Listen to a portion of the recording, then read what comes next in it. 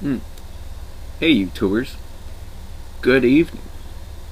Hey, this is Drew, and I'm back, and I've got a nice bedtime story for you. And the author today is Rabelais, the infamous 16th century doctor and author.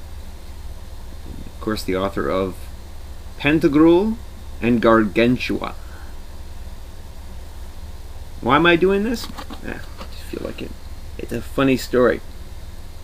And it was part of the growing Renaissance movement in Europe at that time. So,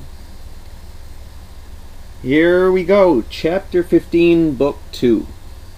How Pantagruel prescribed a highly original way to build the walls of Paris. I'm not going to read the whole thing, just a portion. And they're talking about how to build walls. And Pantagruel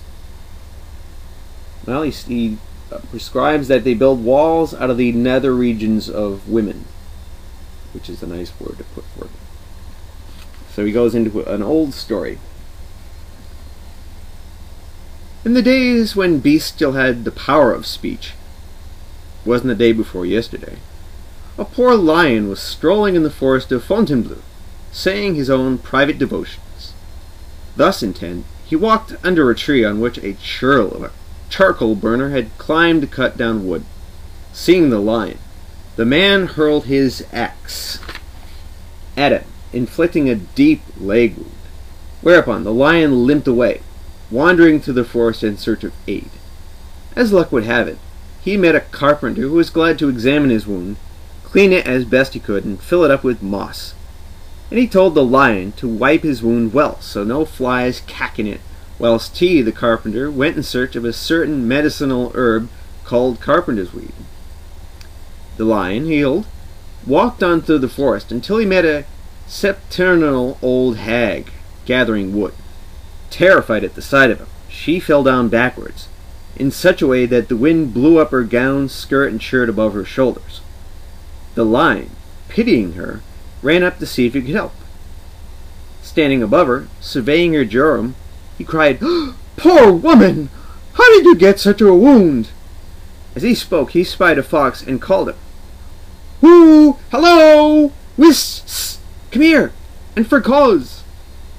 As the fox arrived, Leo said, "Friend Toad, somebody has dealt this poor old woman the most inhuman wound between the thighs. There's a manifest solution of continuity. Look how big the gash is. From some scut to navel. Why, it must be at least 44 inches long. It was done with a hatchet, I suppose. And quite recently, too. We must be careful not to let no flies settle on it. Wipe it then, my friend. Wipe away, I beg you, inside and out. You've a fine, long, bushy tail. Brush away at the wound, friend Todd. Brush away, I implore you. Meanwhile, I'll go up to fetch some moss to fill it. We must all help one another. God wills it so. Therefore, sweep and brush, brother fox. You must keep this wound clean as a whistle, or the poor thing will suffer. Swab and scour, friend. Wipe and brush for all you're worth.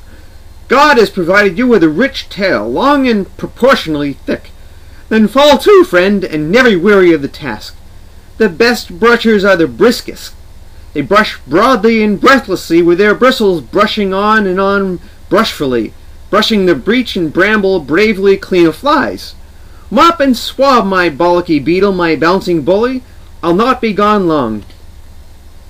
The lion then set off in search of moss, but from afar, just before disappearing, he shouted further encouragement. "Brush away, friend, until it's clean as a hound's tooth. Brush, rebrush, and super brush, and never regret your brotherly brushing. By God, my gamesome gossip, I'll have you appointed brusher and wiper in ordinary to Queen Marie or to King Pedro of Castile." The wretched fox wiped up and down, across and back, inside and out, but the false old hag fizzled and farted and funked like 1,000 devils. Poor Todd was most uncomfortable. He did not know which way to turn to avoid the odor of the old baggage's hindblasts. As she shifted about, he noticed it in another orifice, somewhat more remote and less extensive than the one he swept. This, he ascertained, was the seat of the noxious and poisonous air. Presently, Leo returned with enough moss to make at least 30 bales. As he stuffed it into the wound with a staff he picked up for the purpose, he exclaimed with amazement, "Devil take it! This wound is deep! Will hold more than 2 cartloads of moss! Ah, well, God's will be done." As he kept pounding it in, the fox intervened. "Friend Leo," he said, "please don't put all the moss in. Keep some, I implore you. 'Cause there's another little hole further back. It stinks like 500 devils. I'm almost choking. It's pestiferous beyond all imagining." That, Panurge concluded, is how we should guard the walls of Paris from the onslaught of flies, allowing wages to official wipers and brushers. And that's it. That's actually a story from, there you go, Complete Works of Rabelais. Somebody you should definitely read. That's classical literature, if you couldn't tell. Hey, got him in trouble, and that's the perfect, and it's fun. So, with that, good night.